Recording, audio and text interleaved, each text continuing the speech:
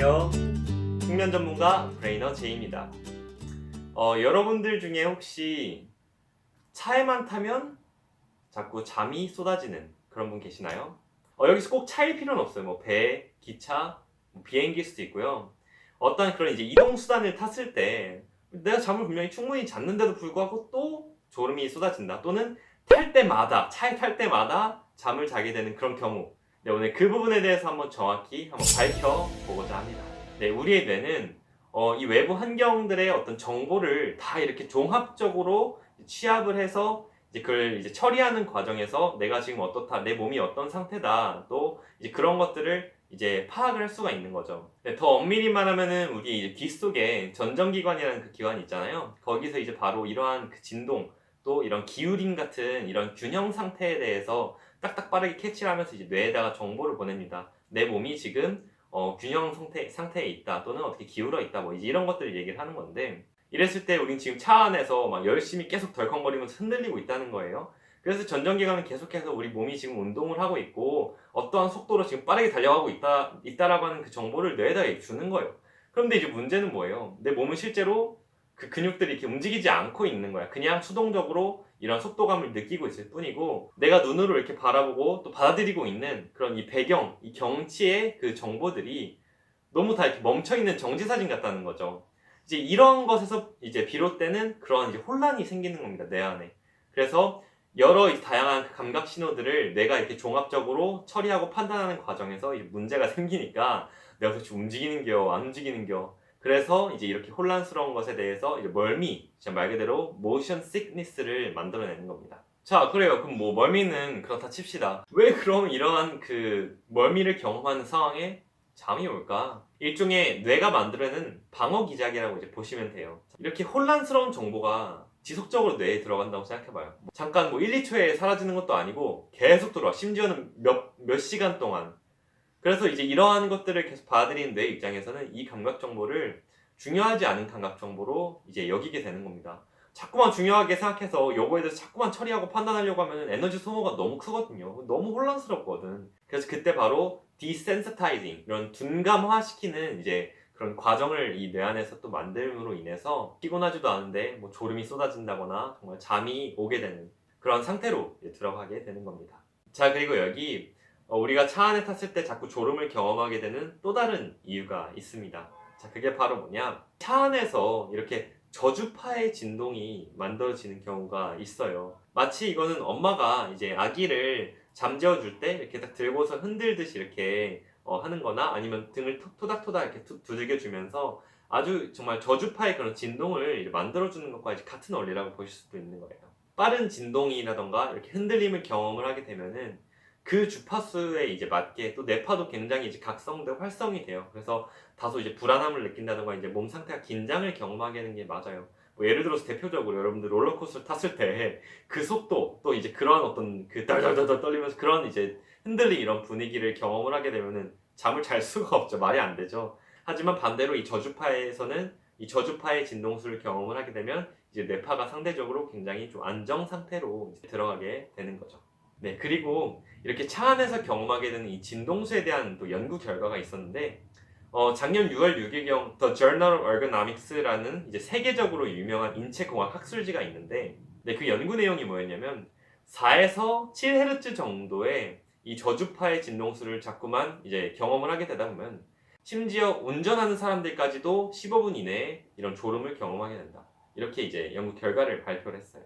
근데 여기서 참 재밌게도 이 4에서 7Hz에 해당되는 이 주파수의 영역은 여러분들이 이제 막 졸린 듯이 이렇게 얕은 잠으로 빠져들기 시작할 때, 그때 뇌파가 이렇게 세타파의 상태로 이렇게 전환이 되기 시작하는데, 그때 이 세타파의 주파수도 바로 이 4에서 7Hz라는 겁니다.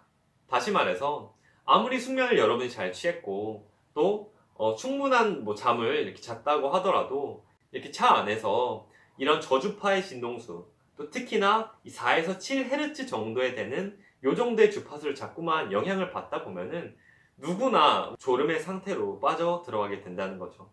네, 그리고 마지막으로 한 가지 이유를 더 드려볼 건데요. 우리가 그 차 안에서 이제 숨을 쉬면서 발생을 시키는 바로 이 이산화탄소, CO2 양 때문입니다.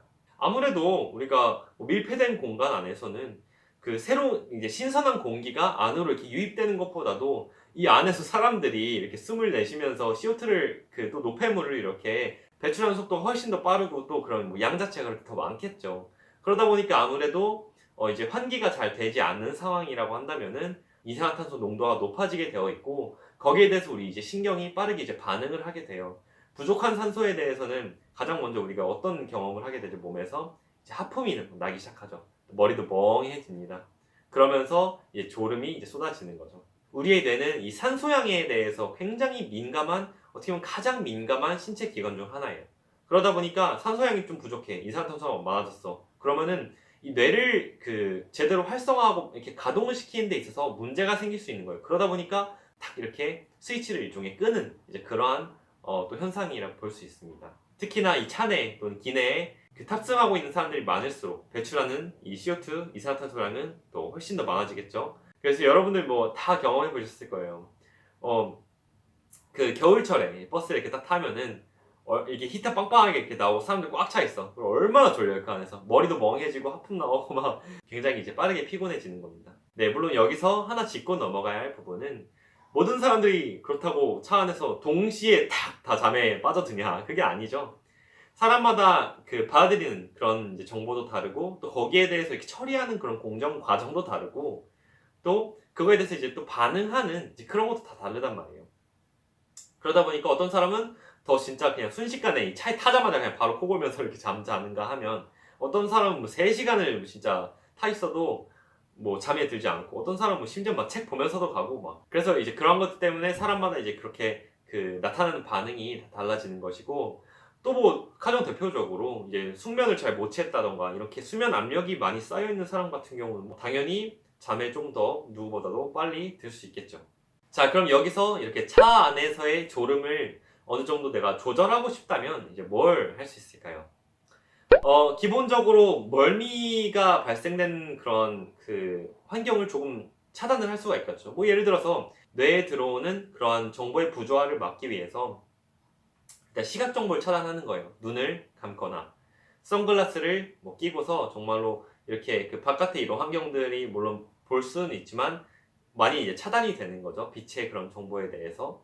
또는 이제 눈을 감고서 내 몸의 느낌에, 진동의 느낌에만 온전히 이제 집중을 한다던가, 편안한 호흡에 또 집중을 한다던가, 이제 이런 것들 굉장히 이제 도움이 많이 되고요. 차 안에서 내가 어느 정도 이렇게 움직임을 만들어 주는 것도 도움이 많이 될 수 있어요. 그냥 가만히만 있으면 정말로 그냥 내 몸은 끊임없이 속도감을 인지를 하고 있는데 내 이렇게 몸이 움직이지 않는 거를 또 이제 혼란스럽게 느낄 수 있잖아요. 그러니까 이제 뭐 의도적으로 다리를 이렇게 좀 떨어주면서 조금 이제 진동을 만들어 준다던가 몸을 이렇게 진짜 이렇게 움직여주고 뭐 스트레칭도 하고 풀어주는 거, 이게 또 이제 혈액순환을 돕는 과정이기도 하면서 이렇게 멀미라던가 이런 감각 정보의 부조화를 어느 정도 또 이렇게 차단할 수 있는 또 그런 이제 이점이 있고, 네, 또 대표적으로 이 차 안에서 이 환기를 30분에서 1시간 정도는 꼭 이제 시켜주라고 이제 얘기를 해요.